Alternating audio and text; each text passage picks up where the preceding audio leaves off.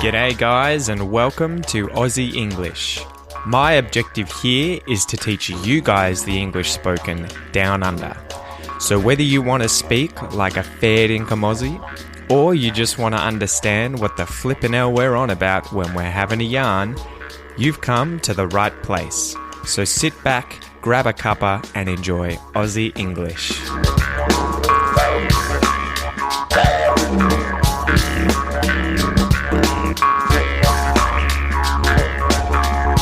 G'day guys, welcome to this episode of Aussie English. Today I'm going to talk to you a little bit about the different ways that Australians say to steal. To steal. So what does to steal mean? To steal something, to steal from someone, to steal for someone.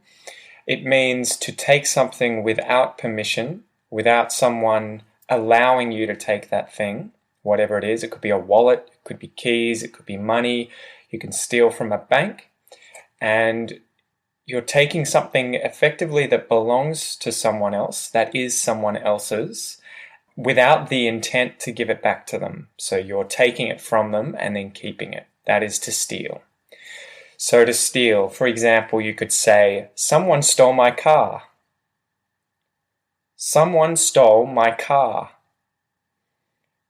And the thief is stealing from that man. The thief is stealing from that man. So Australians have quite a few slang terms for stealing, and I'm going to run through each of those with similar examples to what you just heard. The second one that we'll go with is to rob, and this is slightly different from the others in that you would never say you robbed my wallet or you robbed my keys or whatever. You would say you robbed someone of their keys.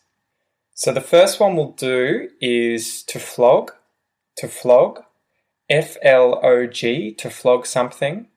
So the first example, like someone stole my car, is someone flogged my car. Someone flogged my car. Someone flogged my car.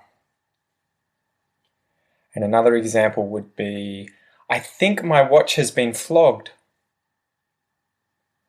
I think my watch has been flogged. So flog is pretty common. You would use that, pretty colloquially. That's slangy. You wouldn't really say that to many foreigners because they would probably be a little confused, but Australians speaking to Australians would know exactly what you mean if you said someone flogged something from you. The next one is to nick, so to nick something. Nick spelled exactly like the name Nick, Nicholas, Nick, N-I-C-K. If you nick something, you've stolen it, you've flogged it. So someone's nicked my car. Someone's nicked my car. Now, I think this is probably one of those terms that's used quite a bit in the US and in Britain, but it's definitely quite common here in Australia. So the second example, I nicked his wallet without him seeing. I nicked his wallet without him seeing. So that's one that I would use quite a bit. If I couldn't find my wallet in my pocket or I lost my phone or something, I'd be like, oh no, it's been nicked. Someone could have nicked it. I can't find my car. Maybe it's been nicked. The next one is to pinch. So to pinch something, literally to pinch something means to grasp between two fingers. So if you pinch someone, it's usually when you use your thumb and your index finger to grab onto their skin, and pinch it. Ow, ow, you pinch me.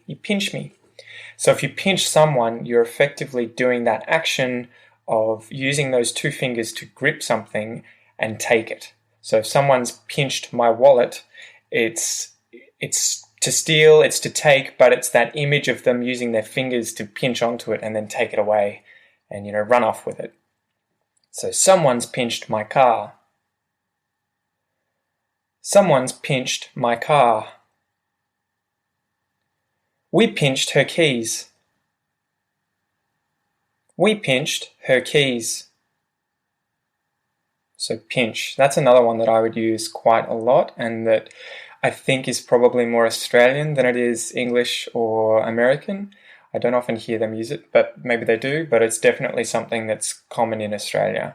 And the last one is to swipe, and I think this is probably one that's common elsewhere as well, not just Australia, but if you swipe something, you've taken it, you've pinched it, you've nicked it, flogged it, robbed it, stole it. So yeah, someone swiped my car. Someone has swiped my car. They're going to swipe the waiter's tips. They're going to swipe the waiter's tips. And in that sense, if you don't know already, tips, the word tip is what is left behind money-wise when you pay for a bill. So say a bill was $145 for food at a restaurant. If you leave $150, the $5 extra is what we call a tip in English. So if you swipe a waiter's tips, someone's come in and taken his tips that he's earned during his shift. And I might add that to swipe, again, like to pinch, gives you that idea of someone literally pinching an object and then taking it. To swipe an object gives the impression to swipe, which literally means wipe across a table, to move your hand across something. If you swipe a car with your car, you've driven your car alongside of the other car and like dragged across that car and left a big scratch on the side of it. If I was to swipe someone's phone, it gives the impression, at least in my head, that you've run your hand across the table, grabbed the phone, and then, taken it and it's yours. So you swipe across the table, you pick up the phone, and then you've stolen it. So to swipe it is that kind of motion of moving your hand and grabbing it, and then swiping it and running off. So those are some different ways of saying to steal, to rob, to flog, to nick, to pinch, and to swipe. And I hope that's been an interesting lesson for you guys. Have a good one.